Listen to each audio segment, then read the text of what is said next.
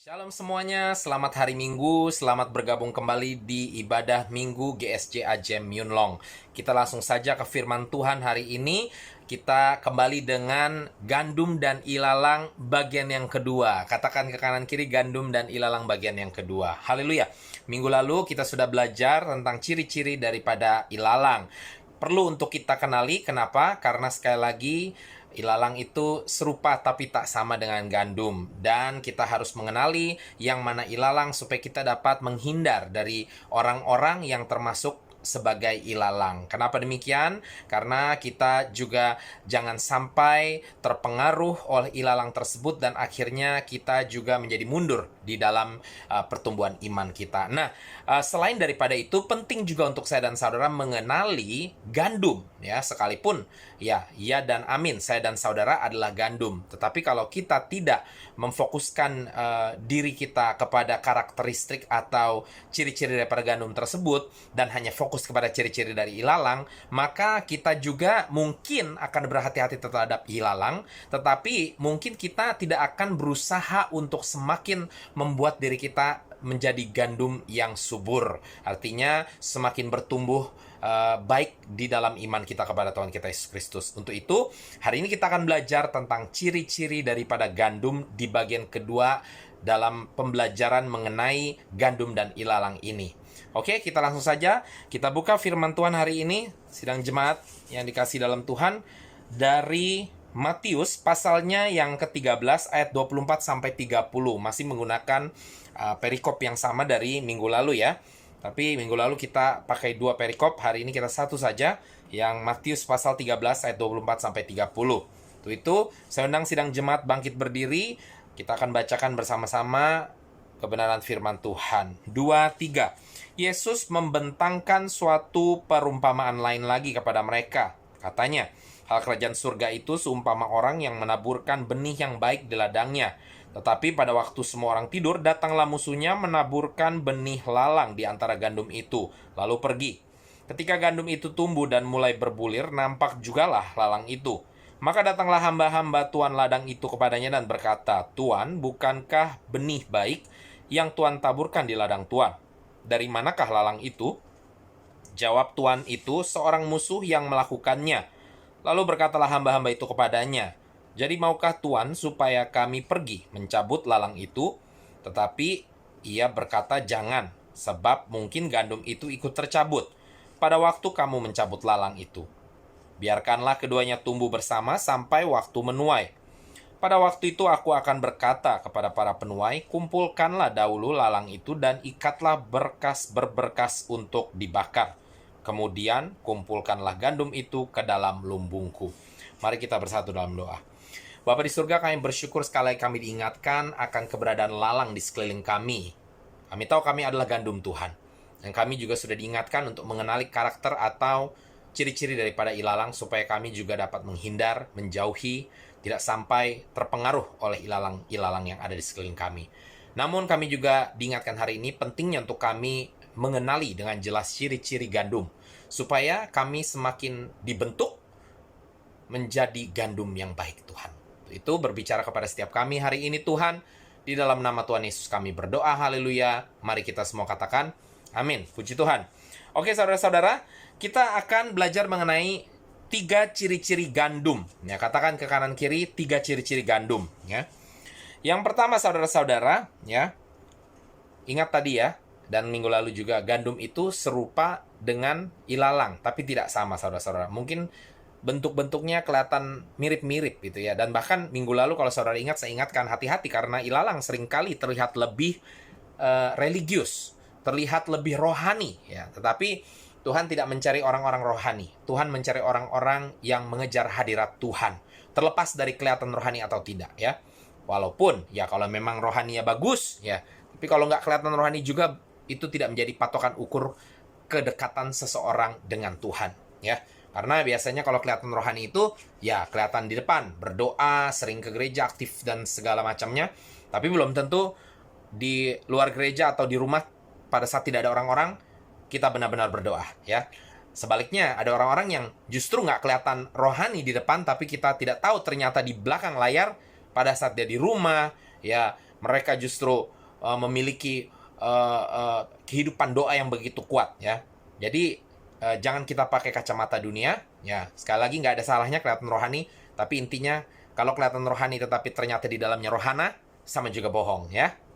Jadi hari ini kita mau belajar untuk membuat kerohanian ya tersebut nyata di dalam kehidupan saya dan saudara-saudara. Ya, artinya nyata di sini, ya mau kelihatan sama orang tidak kelihatan, yang penting nyata di hadapan Tuhan saya dan saudara yang percaya, katakan amin. Supaya pada saat nanti Yesus datang kali kedua, seperti firman ini menceritakan kepada saya dan saudara, maka kita menjadi bagian daripada gandum. Ya, dan kita akan terus ada di sisi gandum. Ya, saat ini saya percaya saya dan saudara adalah gandum, yang percaya katakan amin. Tapi kita berdoa, saat waktunya datang, Tuhan kembali kali kedua dan mengumpulkan dan memisahkan yang gandum dan ilalang. Dan yang ilalang akan dibakar dan gandum akan dimasukkan ke lumbungnya. Ya, saya dan saudara mari kita terus berusaha ya mengenali ketiga ciri-ciri yang kita akan bahas ini, supaya saya dan saudara tetap akan ada di sisi gandum dan kita semua akan dikumpulkan masuk ke dalam lumbung Tuhan, yang percaya katakan amin. Haleluya. Oke, jadi sekarang kita akan mengenali lebih lagi gandum yang mirip dengan ilalang tadi tapi tidak sama. Apanya yang tidak sama? Ya, dari 3 hal ini kita akan belajar. Yang pertama, ya, gandum memiliki buah roh. Kita buka firman Tuhan ya dari kitab Galatia pasal yang kelima ayat 22 ya. Galatia pasal yang kelima ayat 22 dan 23 berbunyi, tetapi buah roh ialah kasih, sukacita, damai sejahtera, kesabaran, kemurahan, kebaikan, kesetiaan, kelemah lembutan, penguasaan diri. Tidak ada hukum yang menentang hal-hal itu. Amin. Ya, firman Tuhan mengatakan bahwa saya dan saudara harus memiliki buah roh, saudara-saudara ya. Dan inilah ciri-ciri daripada gandum ya. Sebagai gandum ya, anak-anak Tuhan kita harus memiliki buah roh, saudara-saudara. Minggu lalu kita belajar salah satu ciri-ciri daripada ilalang adalah suka melakukan kejahatan, saudara-saudara. Nah, ini kebalikannya, saudara-saudara. Kalau gandum itu, anak-anak Tuhan itu tidak suka melakukan kejahatan. Justru sukanya melakukan buah daripada kebajikan, saudara-saudara. Ya, yaitu kita lihat di sini, buah roh termasuk diantaranya kasih, sukacita, damai sejahtera, kesabaran, kemurahan, kebaikan, kesetiaan, kelemah lembutan, penguasaan diri. Saudara, ini adalah hal-hal yang baik, saudara-saudara. Katakan ke kanan kiri hal-hal yang baik. Oke? Jadi, ini adalah ciri-ciri daripada gandum. Kalau ilalang itu ciri-cirinya yang buruk-buruk. Tetapi, kalau gandum itu yang baik-baik. Jadi marilah kita kejar yang baik-baik ini. Mari kita kejar buah roh ini, saudara-saudara. Gandum harus memiliki buah roh. Ya. Kalau tidak memiliki buah roh, artinya bukan gandum. Ya. Saudara, gandum itu berbulir, saudara-saudara. Ya. Jadi menghasilkan. Tetapi kalau ilalang itu adalah tanaman pengganggu. Bukannya menghasilkan, malah mematikan gandum seringkali. Ya. Kalau kebanyakan lalangnya, malah akhirnya gandum jadi mati, saudara-saudara ya. Ilalang adalah tanaman yang tidak diinginkan karena tanaman perusak, tanaman yang mengganggu, saudara-saudara. Ya, kalau gandum adalah tanaman yang bertumbuh dengan subur harusnya. Nah, untuk itu, saudara, kalau tidak berbuah roh, itu ilalang, ya. Karena ilalang tidak berbuah, tidak bertumbuh, yang ada hanya menghancurkan, ya, membuat tumbuhan yang lain menjadi terhambat malahan, ya. Tetapi kalau gandum seharusnya bertumbuh, saudara-saudara, dan menghasilkan. Menghasilkan apa? Sekali lagi, buah roh, saudara-saudara ya. Jadi mari saudara-saudara, kalau saudara benar-benar gandum, ini ciri-ciri yang nomor 1.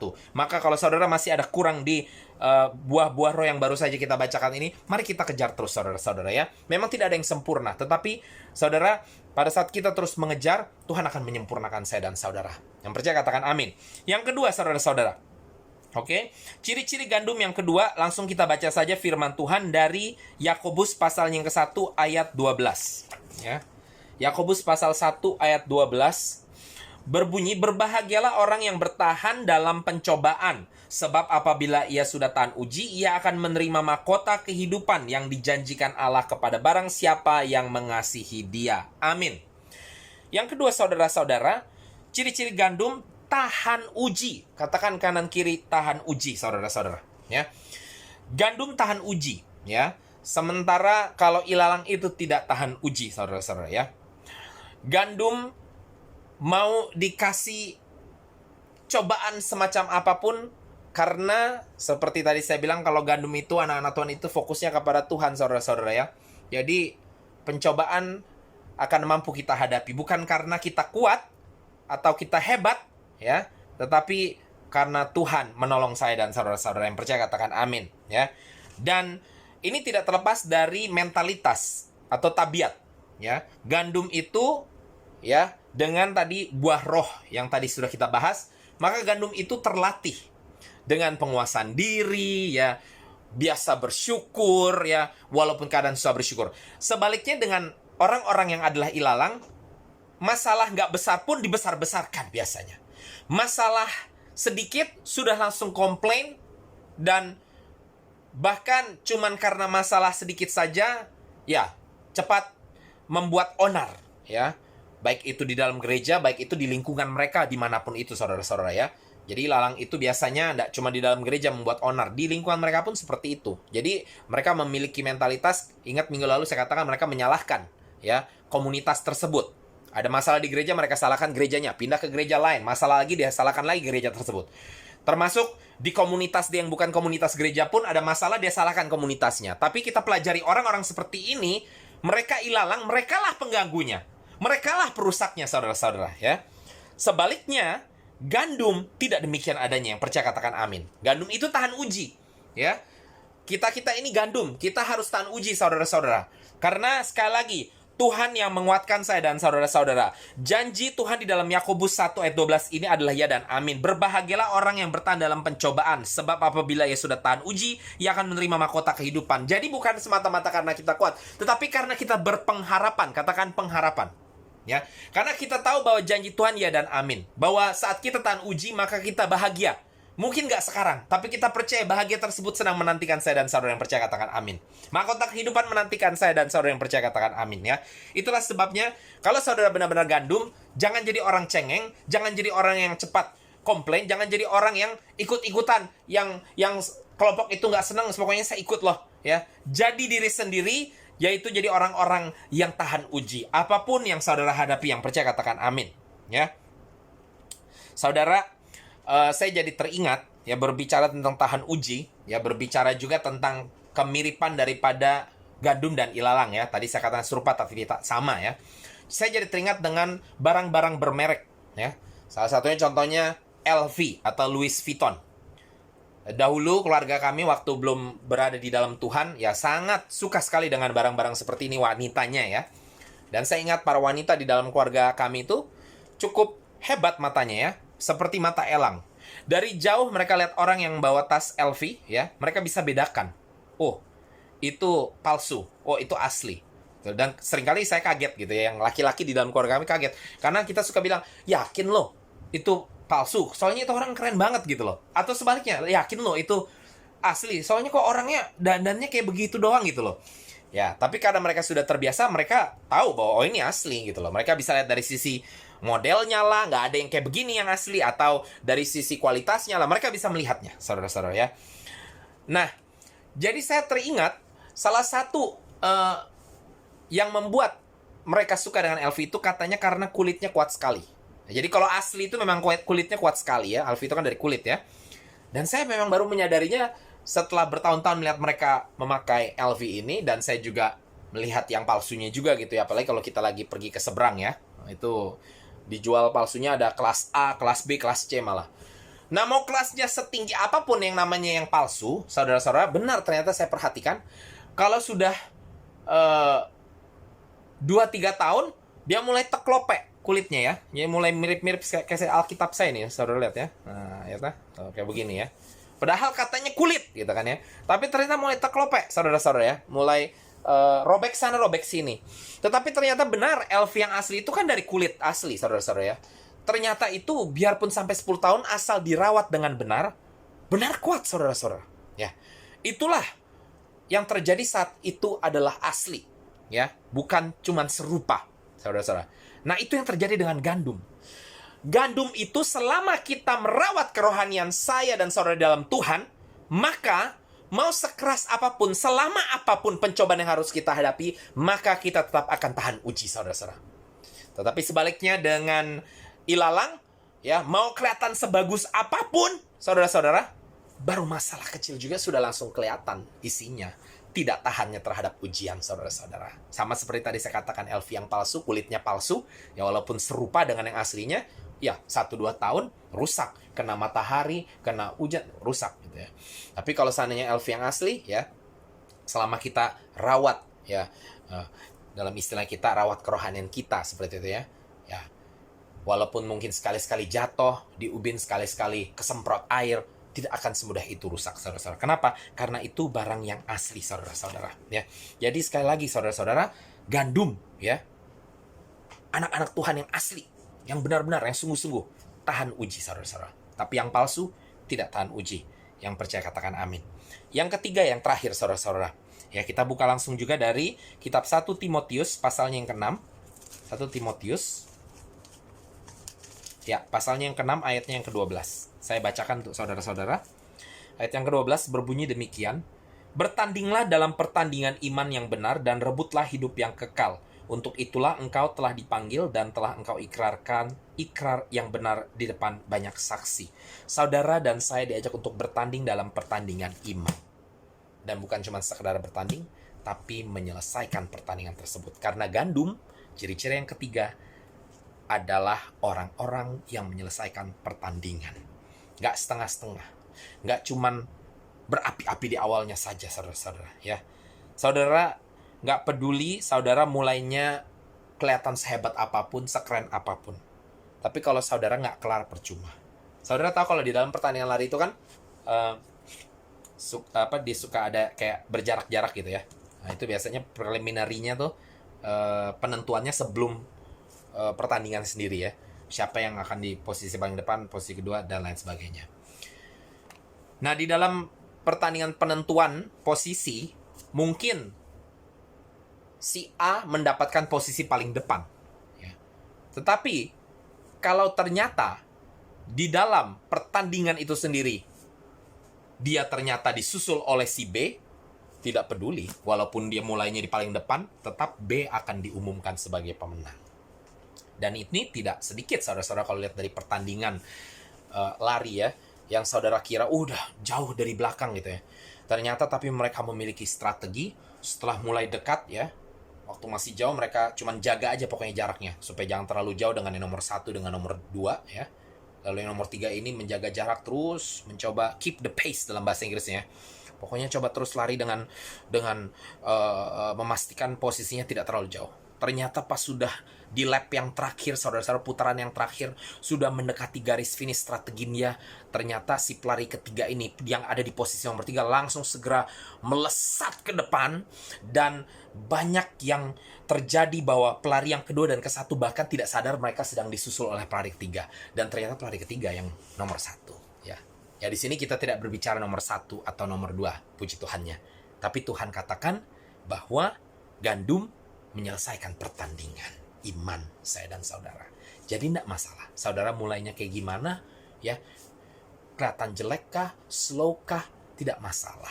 Bahkan mungkin saudara masuk ke garis finishnya mungkin paling terakhir kah? Tidak masalah. Yang penting masuk ke garis finish. Masuk ke garis akhir. Ilalang sebaliknya.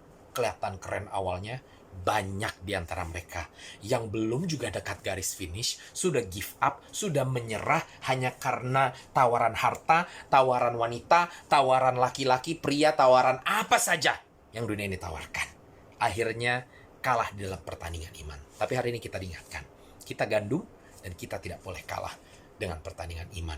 Kita harus menyelesaikannya. Yang percaya katakan amin. Haleluya, saudara-saudara. Itulah 3 ciri-ciri daripada gandum. Kita harus berbuah roh, kita harus tahan uji, dan kita harus menyelesaikan pertandingan, saudara-saudara. Ada amin, saudara-saudara? Haleluya. Haleluya, saya harap ini dapat menjadi berkat bagi saudara sekalian. Mari kita tutup ibadah kita hari ini. Bapa di surga, kami bersyukur Tuhan Kau ingatkan kami juga karakter ilalang dan gandum. Sehingga kami tidak hanya fokus untuk menghindari orang-orang yang ilalang, melainkan kami lebih lagi fokus kepada membentuk diri kami menjadi gandum-gandum yang sehat, subur, dan terus sampai kepada Maranatha nanti. Itu Tuhan, tolong kami Tuhan. Terus ingatkan ketiga ciri-ciri atau karakteristik daripada gandum hari ini Tuhan. Dan biarlah kami boleh terus berbuah di dalam roh, kami terus tahan uji, dan pada akhirnya kami akan menyelesaikan pertandingan iman kami. Kami mau serahkan hidup kami seluruhnya ke dalam tangan-Mu saja Tuhan, ke dalam pertolongan-Mu Tuhan, dan kami memuji kebesaran-Mu. Di dalam nama Tuhan Yesus kami berdoa, haleluya. Mari kita semua katakan, amin. Puji Tuhan, shalom, selamat hari Minggu, God bless.